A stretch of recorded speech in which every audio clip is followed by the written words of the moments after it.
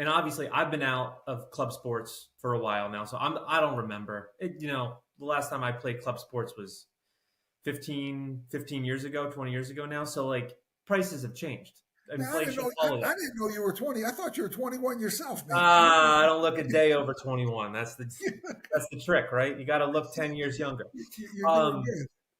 so, well, anyway, so I'm talking to him, and he's got a son. He's a soccer player, 7 years old, and he's showing me the videos or whatever, on the phone, showing off his son. We're at dinner, and his kids. He's got like 6 goals in the one game in the league, and then he's playing up with like 8-year-olds, and he's scoring goals, and he's a lefty, all this kind of stuff. So he's really good. Like he's a really good player. Even at 6, 7 years old, you can see he's got talent.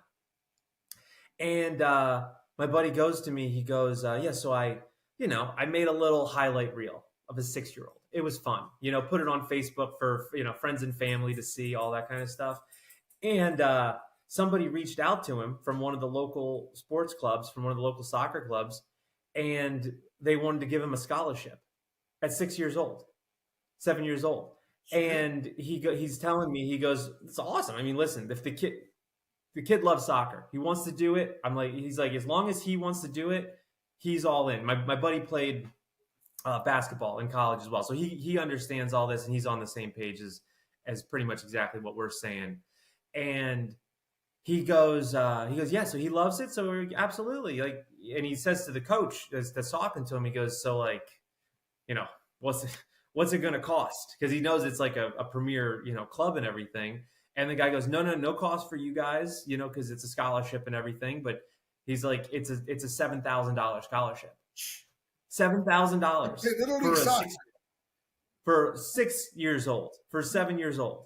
Yeah. You're playing whatever, eight and under, whatever it is, and you're just sitting there and you're like, okay, let's do some basic math, because he's gonna play on that team through high school.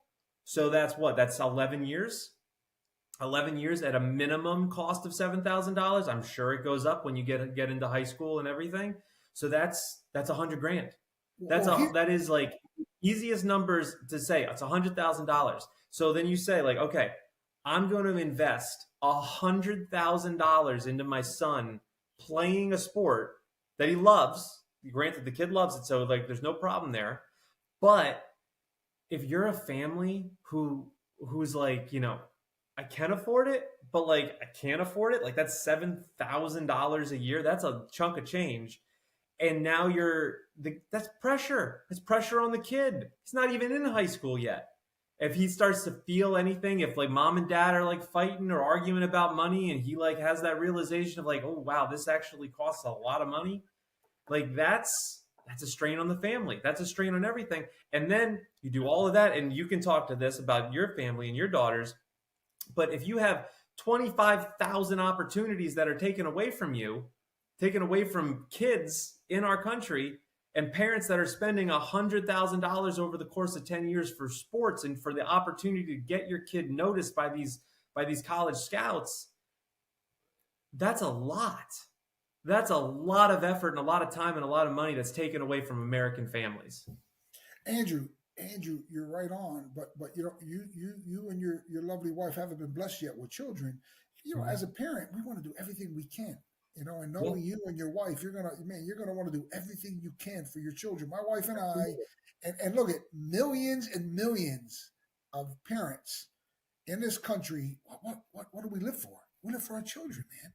You understand? So we sacrifice not just the money, Andrew.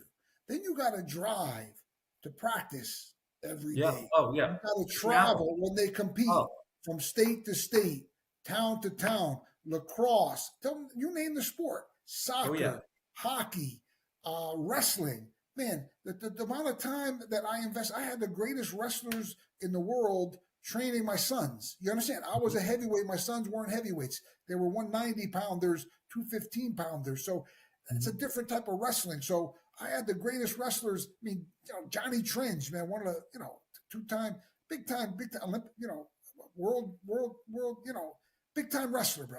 Top guy. I had all of the best wrestlers and national champions and and Olympians, besides me working with my sons in wrestling and football, the same. I had any chance I got, I always tried to put the best people around my sons and my daughters. You understand? And it's the sacrifice that we all make. And look, it's the National Collegiate Athletic Association, and all of us try to contribute back to our alma maters. You understand? I will not give Pitt another penny.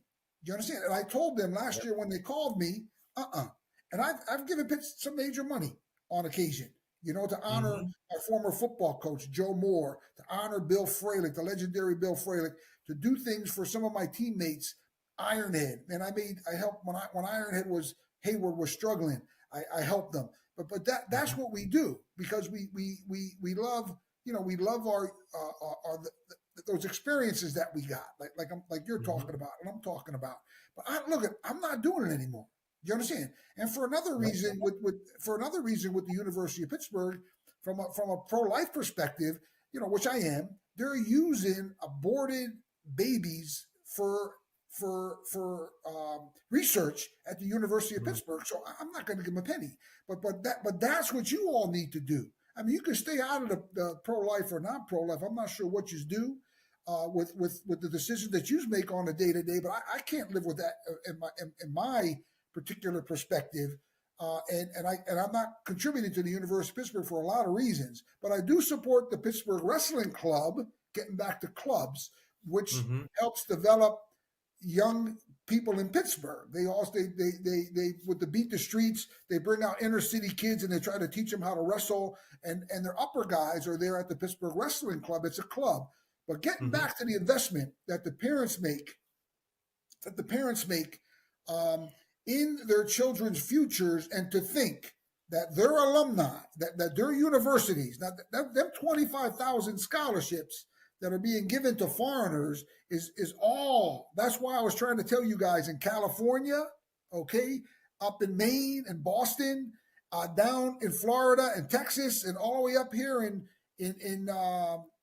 Pennsylvania and in Minnesota and Ohio. We have to protect the Olympic sports. We have to protect our children, and you all need to speak out against the NCAA and your universities giving out scholarships to anybody other than Americans, okay? Look, we want a great environment and great opportunity for our American children, okay? Not for foreigners, and touching on the foreign show, right? On the foreign field. I watched the track and field world championships this weekend too, right? Numerous athletes competing in the world championships for foreign countries, right? One of the gold medalists goes to Baylor. He's an NCAA champion, and he's competing for a foreign country, right? And won a gold medal for a foreign country. Now understand that. We're not just hurting our kids with our children's opportunities.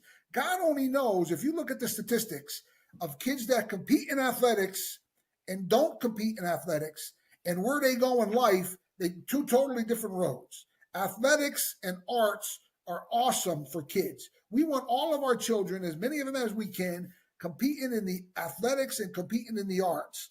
They go off on a great road and a great path. Do you understand? So yeah, those 25,000 athletes are now taking 25,000 opportunities of our children's, right? I mean, my children are all grown up now. But think about that. 25,000 American athletes whose parents struggled and fought and kicked and scratched to get them to where they were at. And when it was time for them to go play hockey at Penn State, they got a hockey goalie who's from one of the Slovakia and Russia, that Eastern Bloc